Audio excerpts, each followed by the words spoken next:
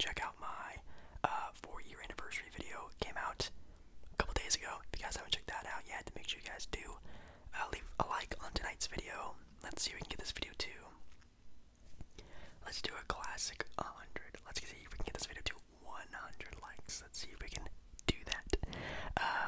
Yeah, and also just comment down below video ideas, regular ASMR video ideas, sports ASMR video ideas, roleplay ASMR video ideas. Just throw some ideas back and forth at each other. I think that'd be kind of cool.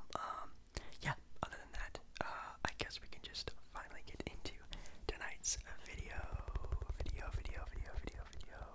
Okay. So for the first team here, we are building a, I guess, perfect team, or even just a really good team that is sort of centered around Donovan, the Spider, Mitchell. Yes, in my opinion, potential starting guard in this year's All-Star game. I think, in my opinion, he's on the #1 team ranked overall in the entire NBA. The Utah Jazz are playing at the peak chef kiss of the NBA right now. They're playing super well, and he's playing really good. He's playing really good against really good teams, really good defensive teams. He's looking really legit this year. So, in my opinion, I think he deserves a start over some other players who are maybe really struggling on struggling teams, like really struggling teams. I think he's been playing really good and good enough of a team, sort of game, also to be at least a starter. He's definitely making the All-Star team for sure, but maybe a starter. So this team is going to be centered around Donovan Mitchell. Now I could just do, in my mind, make up a perfect team around Donovan Mitchell. It wouldn't be that hard. But on the account that I'm using right now, it throws in players already to sort of pick off of. So at the point guard position, so I'm guessing we're making Donovan Mitchell a 2 guard, which he is in the NBA. But if you guys don't know, it seems like Donovan Mitchell gets shorter every year.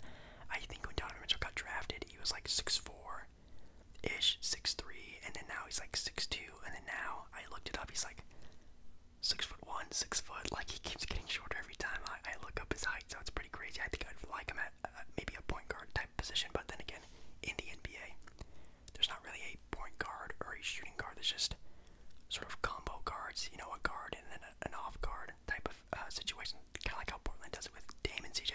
They both handle the ball really well, just Damian does it more, so you guess he's technically the point guard. So anyways, picking from the point guard selection, we have Ricky Rubio, not bad, Chris Paul, and then Kemba Walker as his backcourt mates. Definitely some cool names. As you can see, there's some sort of like realism sort of getting into this. If you pick Ricky Rubio, maybe Donovan Mitchell can control the ball more. If you pick Kemba Walker, you pick a more scoring guard, so you kind of have to think of it realistically. And then obviously Donovan Mitchell is the starting 2 guard. Then you have the starting forward. We have Harrison Barnes, Gordon Hayward, or Chris Middleton. Also, not bad at all. Power forwards, we have Kristaps Porzingis, man. Montrezl Harrell, who usually plays center, but in my opinion, he's a really good power forward. Yeah, obviously for height-wise, he's only like 6'7", 6'8", so it's a good size for him being power forward. And then you have Domantas Sabonis. Wow. At center, you have Nikola Jokic, obviously MVP candidate. I love how they threw in his actual IRL teammate, Rudy Gobert. And then at the last spot, Joel the Process Embiid as the last sort of pick you can have for center. So, man, obviously all these teams are going to be super OP. All these teams are going to be championship, like 82-0 type teams. Maybe I should put one of these in 2K. Maybe you guys would like to watch that. That'd be kind of cool. But so building a perfect team around Donovan Mitchell at the point guard position first. Like I said, we had Ricky Rubio, Chris Paul, and Kemba Walker. So no offense to Ricky Rubio, I think you're a really good player. He's just having kind of a down year, not really having the greatest play I thought he was gonna have. He is coming off the bench, at least right now, for Minnesota, but I thought he was gonna be a good 6-man, but he's not really doing so hot. He played pretty good in Phoenix, but he's kind of having an off year this year. So no offense to Ricky Rubio, but you got Chris Paul, an all-time great point guard, and you have Kemba Walker, who's a really good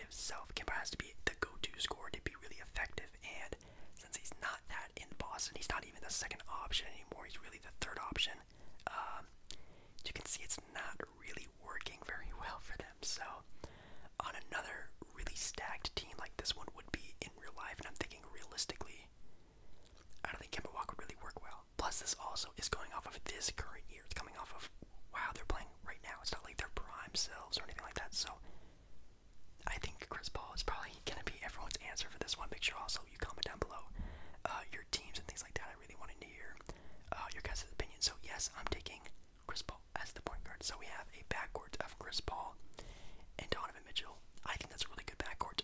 Very good ball movement, pretty good scoring options. One is more of a mid-range sort of creator. One is more of a go-get-em bucket guy in Donovan Mitchell. So it's kind of a different sort of who do you want to score, pick your poison type of thing. So that's a cool backcourt. At small forward, we have Harrison Barnes, Gordon Hayward, and Chris Middleton. Harrison Barnes again, kind of the odd man out. Sorry, like Ricky Rubio. Not really what I'm looking for. So we have Chris Middleton, Gordon Hayward.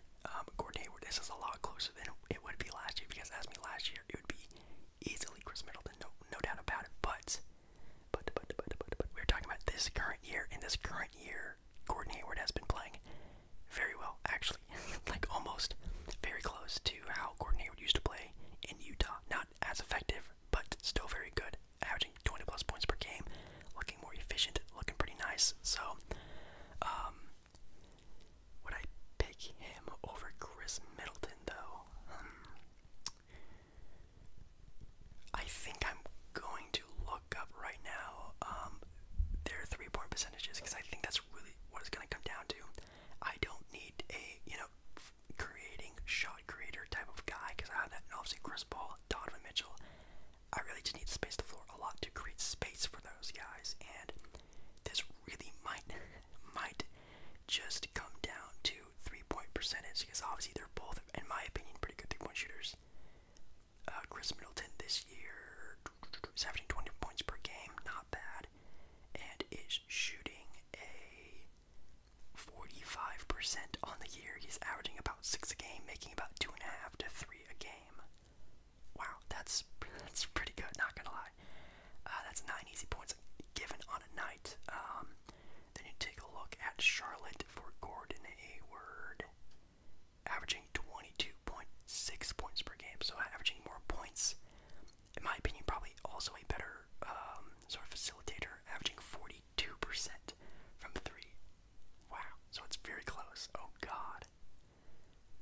Man, I don't know. He's averaging also over a steal a game. Oh man, I don't know.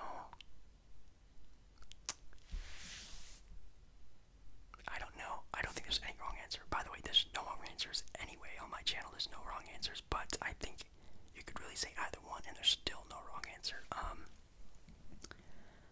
I think I'm gonna go just for funny and giggles. I'm just gonna say Gordon Hayward. Let's just say Gordon Hayward. I think he deserves it. He deserves some love for how well he's playing. I mean, he could be like a most improved player candidate this year. Like, he's playing pretty good this year, and I'm very happy about it. He's making that Charlotte Hornets team a lot better. Obviously, with the play of LaMelo Ball as well. But Gordon Hayward is also a major contributor to that. So I'm gonna pick Gordon Hayward. Power forward, Kristaps, Montrezl Harrell, and Sabonis. This one's gonna be kind of easy for me. I'm gonna say Sabonis. I don't like Kristaps playing the 4. I really like him at the center position. I think he's too big, too lanky, too slow to be a power forward in today's NBA. Maybe 7 to 10 years ago he could be. Back in the day when you could run 2 7-footers and be fine in the NBA, you can't do that anymore. So I like him being the center. I really don't want 2 7-footers out there in the NBA anymore. So I think when I take Sabonis, Montrezl Harrell is good, but he's just a scrappy rebounder who gets a lot of putbacks. That's pretty much about it. He doesn't really have any more type of game than that, which is fine if you're not a go-to guy or only playing 5 guys, or if he's coming off the bench. That's awesome. That's tremendous. Every team needs a great sort of tenacious guy like that. But on my team, I need complete games. Sabonis has almost a complete game. Not really that great of a defender, but I think Sabonis is the go-to move right there. And then at the center position, Jokic, we have Rudy Gobert, and then Joel Embiid. I love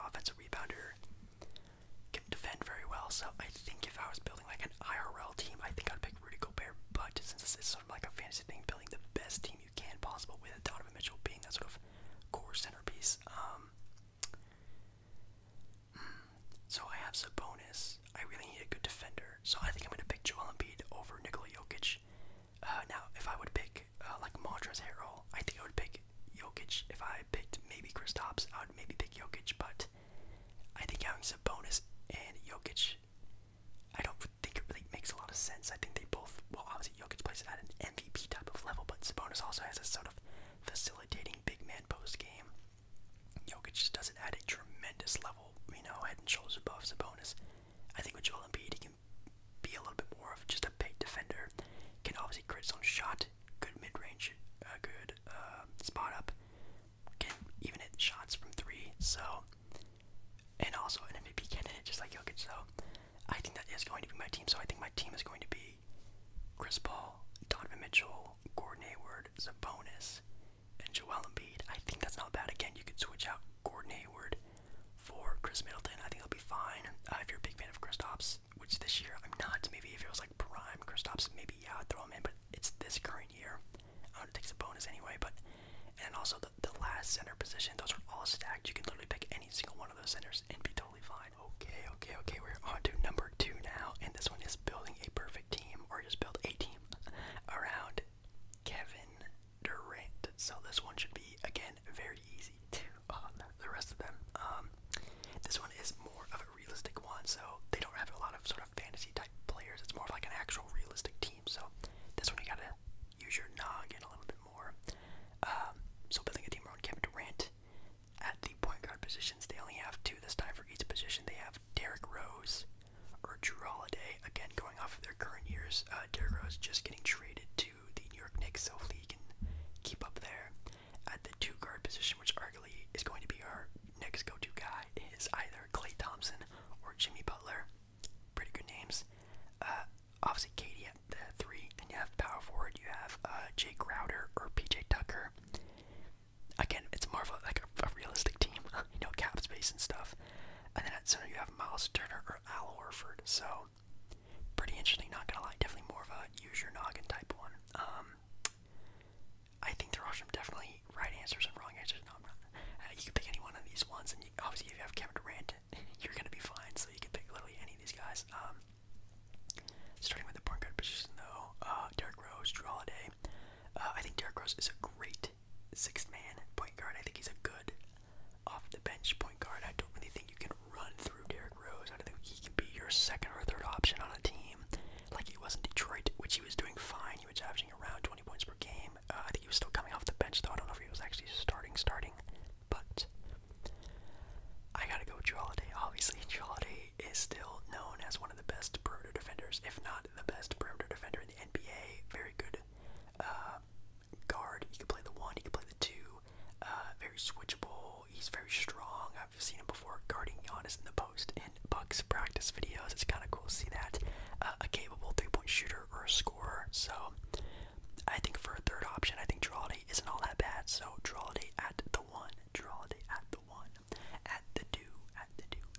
It's between Klay Thompson and Jimmy Butler. And oh man, I think we also had one before my last video, spoiler alerts, one that I had to choose between Klay Thompson and Jimmy Butler, and again, either one is totally fine, and I think either one is a great answer.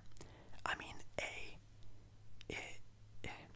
we haven't seen Klay Thompson play since his injury, so you really have no idea, and on the A side of Jimmy Butler hasn't been having that great of a year, but on the B side of Klay Thompson, he is maybe the 2nd greatest scorer, or not scorer, 3-point scorer of all time. And then on the B side of Jimmy Butler, we all saw finals Jimmy Butler go for triple doubles, literally going almost tit for tat against LeBron James in an NBA Finals, almost willing. The Miami does some wins there in the finals, which didn't really happen for them, but he gave it us all. And man, if I could have that Jimmy Butler, I would take that Jimmy Butler every single day of the week. But it's just sort of create the best team, and obviously with Klay Thompson being a 3-and-D, those are the most important players in the NBA. I can't not take maybe the greatest 3-and-D player of all time. Like, yeah, I gotta take Klay Thompson, even if it was, you know, Klay right before he got injured. That Klay Thompson was still amazing. If it's prime Klay Thompson, that Klay Thompson is still amazing. I love Jimmy Butler though. Again, you can pick any one of them. I think that might be a good one. Plus, it doesn't really take the ball out of the hands out of Kevin Durant, who is our starting small forward, so we don't have the debacle about that. Going to the power forward position, I think it was Klay. Yeah, it was Jay Crowder and PJ Tucker. Oh man, I have no idea. I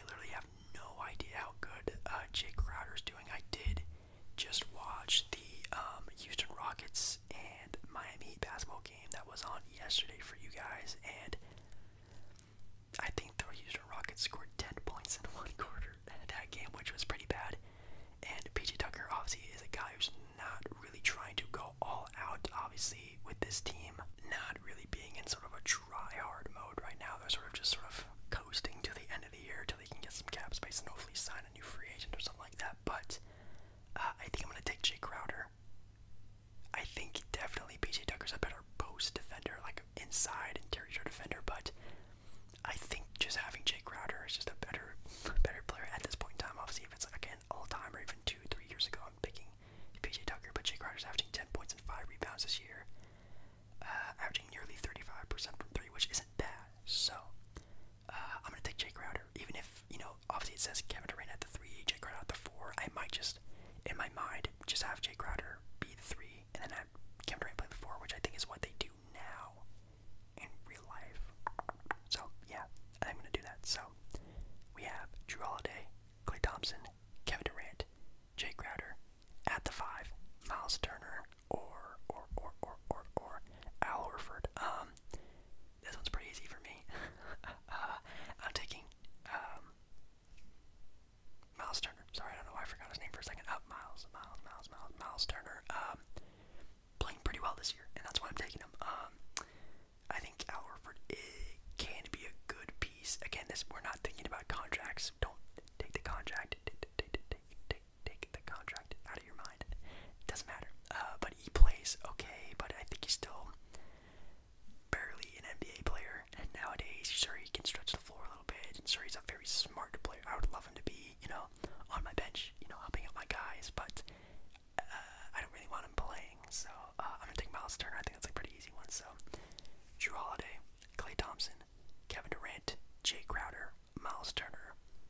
Not too bad. Again, the shooting guard one you can switch on. The power forward one you can even have an argument for it. Even point guard, if you're a big D-Rose fan, you can do that. But I think those are my go-to ones, at least in my opinion. Alrighty, we are now on to, I think, the final one of tonight's video. We have one for, yes, Lego James, or the Mickey Mouse, whatever your feelings are for LeBron. It's LeBron James. Very cool. I think we haven't done a LeBron one. We did Giannis, KD, LeBron. Now doing LeBron. Kawhi, Damian, Donovan Mitchell, and we did a Kobe Bryant one, which was kind of cool. So hopefully they do more. We can even come up with our own or anything like that. I think it would also be very fun. So we gotta build a team around LeBron. I know a lot of you LeBron haters will be like, oh, he does this every year. LeBron always has a good team. Well, now we get to do it ourselves. This one's also sort of like a realistic one. It's not like the Donovan Mitchell one where it's going to be sort of like an all-time team type of crazy, super crazy 82-0 team. This is going to be a sort of realistic one, so keep that in mind. So building a team around LeBron at the point guard position, we have Chris Paul. Yes, the banana boat buddy. I think, I forget, was he on the banana boat or was it Carmelo? That's one of them. I know one of them's left out. I know it's D-Wade, LeBron, and then one of them is out of it, I think. But anyways, then we have a shooting guard position. Oh, sorry, I didn't even say the other guard's name. Trae Young. So we had Chris Paul, Trae Young. Pretty exciting. At the 2, we have Klay Thompson again. God, he's such a good player. They keep talking about him. And then James Harden. Wow. So we have LeBron James, James Harden. That's a crazy dynamic duo, man. Yikes. At the 4, well, obviously we have LeBron at the 3, and then at the 4 we have Christian Wood or Aaron Gordon. That's gonna be a good debate. And then at the center we have Hassan Whiteside or Jonas Valanciunas. Jonas Valanciunas. So, man, this is gonna be a good one. Okay, so point guard, Chris Paul, Trae Young. Oh man. I think again, if you are going to be doing a realistic style of a rebuild, and it is an IRL, real life, you gotta think about how it's actually going to go down in your head. And when I really think about this, bro, I think if LeBron and Chris Paul actually teamed up, it would be absolutely insane. So I kind of want to just say Chris Paul just because I know in real life, like, those guys would get the job done. Like, those guys on a team together, that's dangerous. Like, they have the chemistry, they have the NBA basketball knowledge, they have the competitive spirit, they have the leadership, they still have the talent. Obviously with Chris Paul, what he did with the Thunder last year and still doing pretty well today with the Phoenix Suns and LeBron, dude's averaging like 28, 8 and 8 this year. Like, the dude's killing the game. So man, that's a tough pick. And then obviously with the other hand, you have Trae Young, who's just the next up and coming point guard. People calling the next Steph Curry. Like, he already has great scoring ability, facilitating,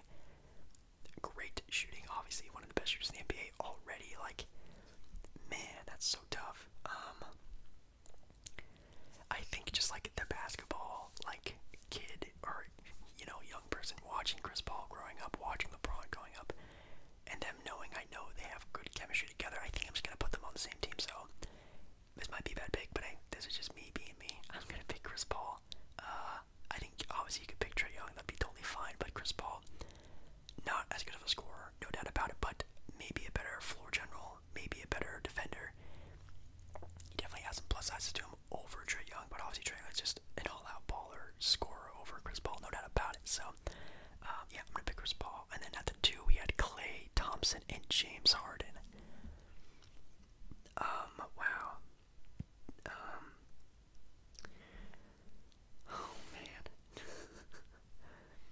Guys, I really want to pick Klay Thompson again. Like, I really want to do it again. Like, I think I did it every single time just because, dude, you could put Klay Thompson literally on any team in NBA history, and that team is just as good or even better with Klay Thompson on that team because he doesn't need the ball in his hand to be good. The dude took like 2.5 dribbles in a game and scored 60 points. Like, he doesn't need to touch the ball all that often. You know, you just shoot him a pass and boom, he's gonna score it. So, plus he's a really good defender. He has really good basketball knowledge. Like, his IQ is off the charts.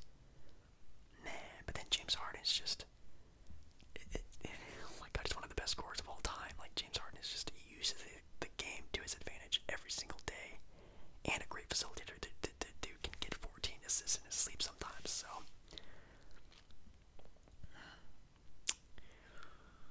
you know, I think it's just because this is like current day NBA.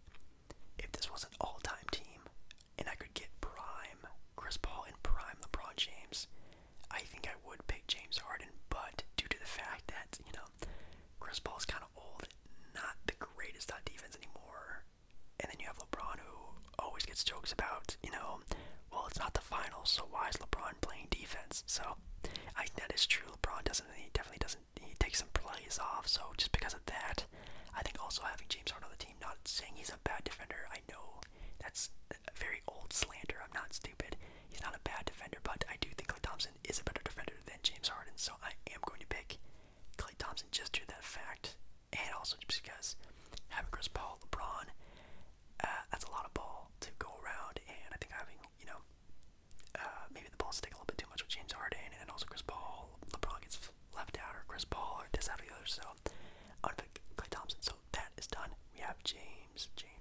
LeBron, James at the 3. At the 4, we had Eric Gordon and Christian Wood. I'm going to take Christian Wood. That dude is, again, arguably most improved player, looking really good.